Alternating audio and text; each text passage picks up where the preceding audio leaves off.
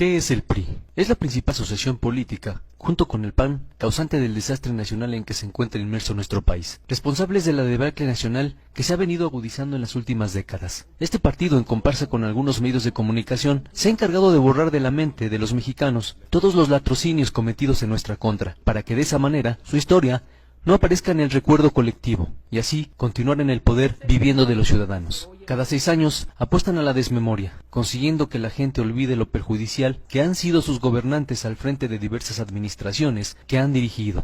Memoria necesitan muchos que siguen creyendo que ellos son la solución, sin darse cuenta que en realidad son la causa de que México se encuentre hundido en una de las peores crisis de su historia. El PRI fue quien desencadenó la represión criminal en contra de los estudiantes inermes en 1968. Era ese el partido el que gobernaba cuando Echeverría y López Portillo emprendían la guerra sucia que dejó miles de muertos, centenares de desaparecidos y decenas de secuestrados por las fuerzas oficiales y que eran arrojados al mar desde aviones que despegaban de la base militar de Icacos en Acapulco. Es el PRI que por años hizo funcionar el campo militar número 1 como cárcel clandestina. ¿Desde cuándo Raúl Salinas de Gortari tenía vínculos con el narcotráfico? Yo creo que sobre todo a partir del gobierno de su hermano. Durante el régimen priista se fraguó el asesinato de muchos periodistas como Manuel Buendía. Es el partido que abandonó a su suerte a la población damnificada y sin vivienda en los terremotos de 1985. Gracias al PRI, entre 1982 y 1989, el país vivió en una exasperante depresión económica. Gracias a este partido, los fraudes se convirtieron en prácticas rutinarias en las elecciones, principalmente en 1988 y en 2006. En la década de los 80, el narcotráfico infiltra al Estado. El negocio de las drogas comienza a crecer y lo hace con su protección. Gobernadores como Mario Villanueva y otras corporaciones policíacas hacen coalición con el narco. Existe gente como Joaquín Gamboa Pascoe, líder vitalicio, que dirigirá la Central Obrera hasta 2016, sobre pretexto de sindicatos que llevan a cabo prácticas antidemocráticas del corporativismo. El PRI permite que quien ocupe puestos populares se enriquezca, se embolse partidas secretas y realice negocios turbios. Ejemplo, la Colina del Perro construida por José López Portillo o el Partenón de Arturo Durazo.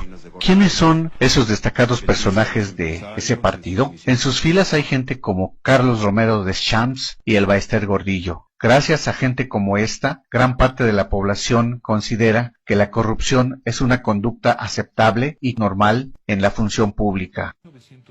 El PRI desmanteló la propiedad pública en el marco de privatizaciones corruptas. Se impuso en el país el modelo económico que aún padecemos, generador de pobreza y de riqueza extremas. Desde entonces se diseñó la inclusión del PAN en el régimen mediante concertaciones, y aquella administración infame culminó con una serie de asesinatos entre los propios priistas. Colosio, Maciú, el PRI de Ernesto Zedillo y su infinita perversión entregó parte del país a intereses extranjeros.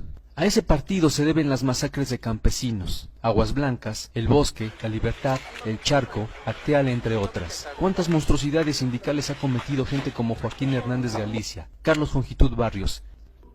Humberto Moreira, exgobernador de Coahuila, tomó la deuda en su estado en 223 millones de pesos y al terminar la elevó a 32,000 millones de pesos. Acusado por delitos de enriquecimiento y operaciones con recursos de procedencia ilícita, colocó a sus hermanos en cargos públicos. Su administración está marcada por 13 sexoservidoras violadas, 65 mineros muertos en pasta de conchos, a las que se sumaron los decesos de otros 61, 3 reporteros asesinados en Coahuila. Y para ocultar los hechos y ser protegido, deja al hermano en la gubernatura, Pablo Salazar Mendiguchía, acusado de peculado, desvío de recursos, asociación delictuosa. Andrés Granier, acusado de enriquecimiento ilícito y de excesivos y onerosos gastos personales. Ulises Ruiz, represor, acusado de desaparición forzada y presos políticos, malversación de fondos, responsable de la muerte de Beatriz Cariño. Ordenó la represión al magisterio y a la APO, y autorizó la represión en San Juan Copala en contra de las comunidades indígenas y activistas. Arturo Montiel, acusado de peculado y de enriquecimiento ilícito.